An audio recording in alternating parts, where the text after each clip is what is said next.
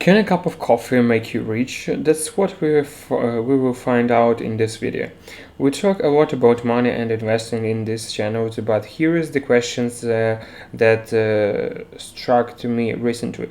Can you really get rich by the saving on the cup of coffee? The answer is both yes and no. Let me explain. Those $4 that you spend on the fancy cup for a hot drink do not seem to make a difference.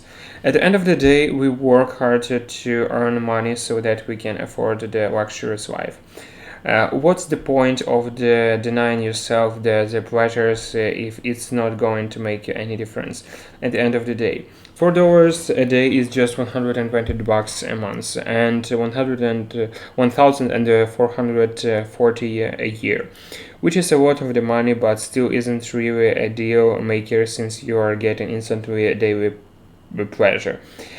Crisis, even if you look at it from the longer perspective, like the 30 years, it's just $43,000, which is not even enough to get your house, maybe a down payment. But by then you will be an old band. And secondly, if you do not buy that morning coffee, you will probably spend that money elsewhere. Let's be honest, chances that you will put aside every morning $4 aren't high. There are the ton of the people who do not buy the coffee every morning, and yet they are in the no better financial position than you. However, there is a different side the story.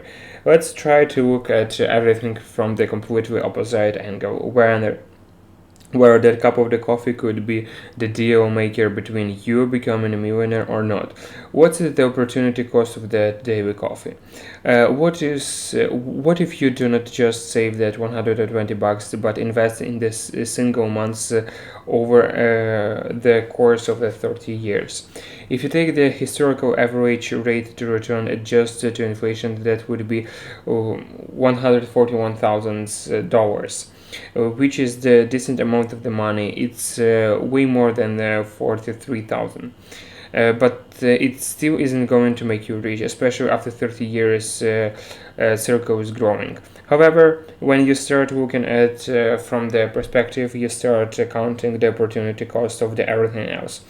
The avocado toast that you buy together with your coffee, your iPhone that you update every September, every time you eat outside instead of home, all the clothes that you buy but don't wear, all the money that you spend on the alcohol, and the list goes on. And if you take the total sum, it starts making a difference. You realize that your chances to become a millionaire are very high if you choose to live frugally. But you may say that is the point of the sacrificing my entire life so that when I'm 70 I can sit in the pile of the cash. And you're absolutely right, it doesn't not worth it. That's really dumb. So does that mean you're buying a coffee every morning is the right thing? Not really. You see, the point is to reach the positions where your investments are much higher than your expenses, and you will keep getting richer every year regardless of you buy that coffee or not, because your investments are growing faster.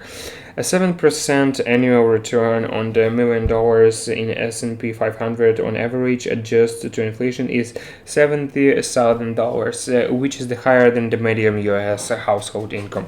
And if you take a look at any self-made millionaire or a billionaire, for some period of their lives, they lived extremely frugally. Take Elon Musk, who kept his food budget to $1 a day so that he could invest most of his time into the startup and not work 9 to 5. Of course, $1 back when used to worth much more, but it's still under $500 a month by today's standards.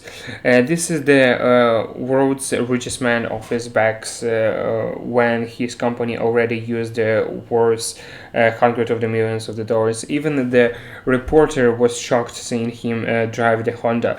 Most Americans can put out even the $1,000 in the case of an emergency. In fact, most Americans saved almost nothing, primarily because their expenses are too high. And expenses aren't usually the basic needs that you can't live without but once. So you either live frugally and save every damn penny you can buy working in 2 jobs, or cut your expenses so that you have to earn as less as possible and will have the time to work on your startup. And that's when skipping the cup of the coffee can make you rich.